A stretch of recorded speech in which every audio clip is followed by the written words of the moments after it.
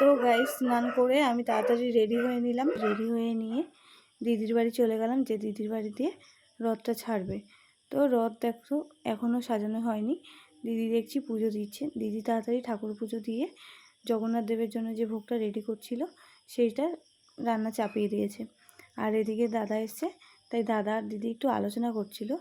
এর মধ্যেই আমাদের রথ সাজানো কমপ্লিট হয়ে গেছে। তারপরে একে একে গোপাল সবাই চলে এসেছে। রথ সাজানো কমপ্লিট, গোপালরাও এসে গেছে, কিন্তু বৃষ্টির নামে কোনো দেখা নেই। বৃষ্টি তো হবেই, আজকে রথ বলে কথা, রথের দিন কি বৃষ্টি না হলে ভালো লাগে? তো সবাই অবশ্যই কমেন্ট সেকশানে জানাবে যে আমাদের রথ এবং গোপালরা যারা এসছে সবাইকে কেমন লাগছে। কমেন্ট সেকশানে কিন্তু জানিয়ে যাবে, ভুলো না। লাইক কমেন্ট শেয়ার করতে কিন্তু অবশ্যই ভুলো না। চ্যানেলটাকে সাবস্ক্রাইব করো। এর মধ্যেই দেখি যে ঝমঝম করে বৃষ্টি নেমেছে, তোমাদের সাথে একটু শেয়ার করলাম। বাই বাই, ভালো থেকো, দেখা হচ্ছে নেক্সট ভিডিওতে।